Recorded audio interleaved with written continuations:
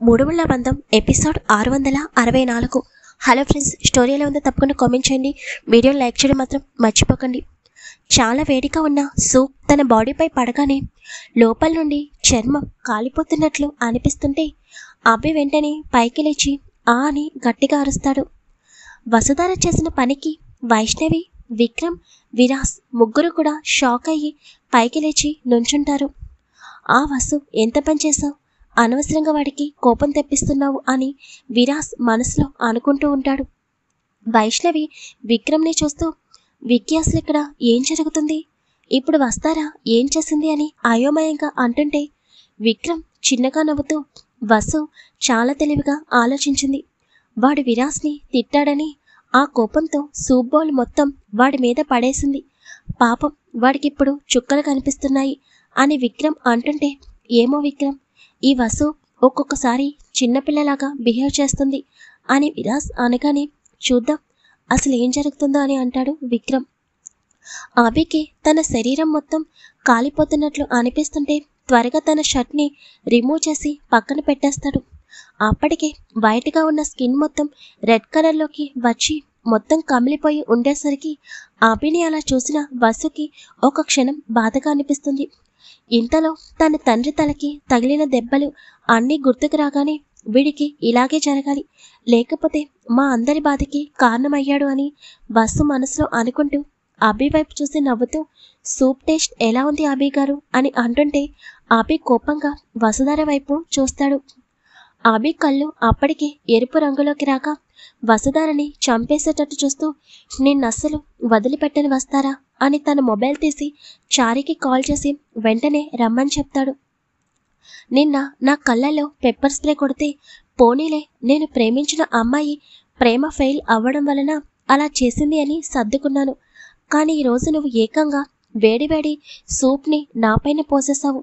దీనిని నేను అస్సలు మర్చిపోని వస్తారా, నీకు సరైన గుణపాఠం చెప్తాను అని అనగానే, నువ్వు చెప్పేదేంటి, అసలు నువ్వు నన్ను ఇలా బ్లాక్మెయిల్ చేస్తున్నావని కనుక విరాస్ సార్కి తెలిస్తే నిన్ను ఒక క్షణం కూడా ప్రాణాలతో ఉంచరు. మా నాన్న ఎక్కడున్నాడో తెలియక నువ్వు చెప్పిన ప్రతి పనిని చేస్తున్నాను, కానీ లేకపోతే నువ్వు నన్ను బ్లాక్మెయిల్ చేసిన వెంటనే నేను నీ గురించి విరాస్ సార్కి చెప్పి ఉంటే ఈ పాటికి నువ్వు చచ్చి చాలాసేపు అయి ఉండేది. ఒకవేళ విరాస్ సార్కి చెప్పినా సార్ కోపంలో నిన్ను ఏమన్నా చేస్తే మళ్ళీ సార్కి ప్రాబ్లం అవుతుంది. అందుకే ఆలోచించాను, ఇంకొకసారి విరాస్ సార్ గురించి నా దగ్గర పిచ్చి పిచ్చిగా మాటలు మాట్లాడితే ఇలాంటి ట్రీట్మెంట్స్ ఇంకా ఉంటాయి అని వస్తారా కోపంగా అంటుంటే, ఆ రోజు పెళ్లిలో చూసినప్పుడు ఎంత ఇన్నోసెంట్గా కనిపించావు, కానీ నువ్వు నా దగ్గర ఇంత ధైర్యాన్ని ప్రదర్శిస్తున్నావంటే దానికి కారణం వాడే కదా. చెప్తాను, నిన్ను వాడిని నీ ధైర్యాన్ని మొత్తాన్ని స్పాయిల్ చేస్తాను. రేపు మార్నింగ్ నువ్వు 4 గంటలకి నేను చెప్పిన టెంపుల్కి వస్తున్నావు. వచ్చిన తర్వాత నాతో కలిసి అభిషేకం చేస్తున్నావు. అలాగే ఎల్లుండా నీకు నాకు పెళ్ళి, ముహూర్తాలు చూడాల్సిన అవసరం లేదు. నువ్వు కానీ రేపు మార్నింగ్ టెంపుల్కి రాకపోయినా, ఎల్లుండి నన్ను పెళ్లి చేసుకోవడానికి రాకపోయినా, నెక్స్ట్ సెకండ్ మీ నాన్న శవంగా మారి నీ కళ్ళెదురుగా కనిపిస్తాడు అని అభి కోపంగా చారీ రాగానే చారీని తీసుకుని అక్కడి నుండి స్పీడ్గా బయటకు వెళ్ళిపోతాడు. అభి చెప్పిన మాటలకి వసు అలాగే కూర్చునిపోతుంది.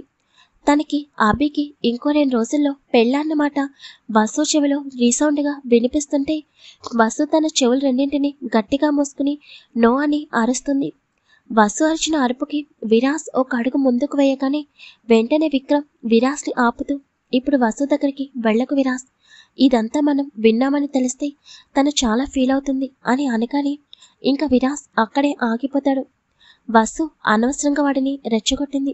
వాడు నెమ్మదిగా వసుని పెళ్లి చేసుకుందాం అని అనుకున్నాడు, కానీ వసుధార ఇలా చేయడం వలన వాడు కోపంతో ఎల్లుండి తనని పెళ్లి చేసుకోవాలని అనుకుంటున్నాడు అని విక్రమ్ అనగానే, ఆ పెళ్లి ఎప్పటికీ జరగదు.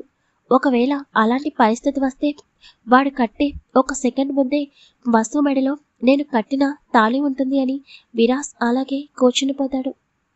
వసుధారికి తన మైండ్ అంతా చాలా చిరాకుగా అనిపిస్తుంటే ఇంకా బిల్ పేమెంట్ చేసేసి అక్కడి నుండి బయటకు వచ్చేస్తుంది.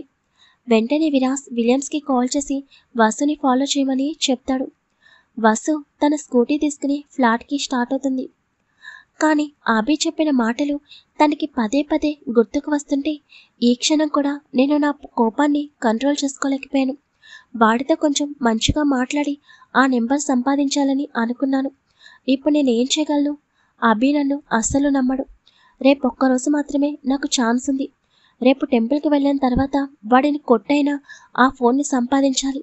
ఇదొకటే మార్గం అని వసు మనసులో అనుకుని స్కూటీని స్పీడ్గా ఫ్లాట్కి పోనిస్తుంది. వెనకాల విలియమ్స్ మరియు హుస్సేన్ ఇద్దరు కూడా వసుధారిని ఫాలో అవుతూ ఉంటారు. వసు వెళ్ళిపోయిన తర్వాత విక్రమ్ విరాస్ వైపు చూస్తూ, ఏం చేద్దాం అనుకుంటున్నావు విరాస్?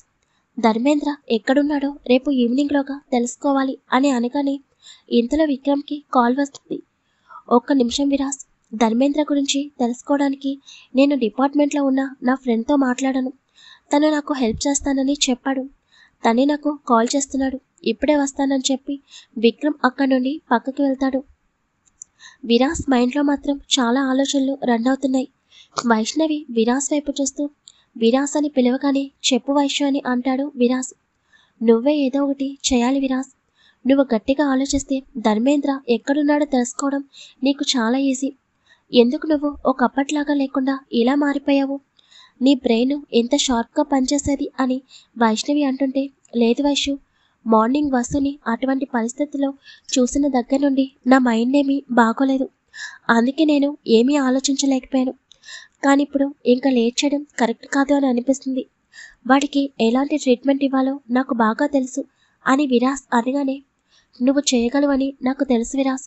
ఇంకా విక్రమ్ కూడా ఏం చేస్తున్నాడో నాకు కొంచెం కూడా అర్థం కావడం లేదు.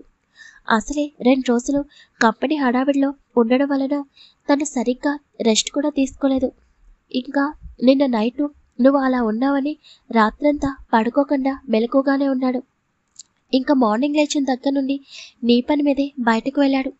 కనీసం ఆఫ్టర్నూన్ ఇంటికి వచ్చిన తర్వాత అయినా రెస్ట్ తీసుకోమని చెప్తే మళ్ళీ వెంటనే కంపెనీకి వెళ్ళాడు అని చెప్పగానే, కంపెనీకా?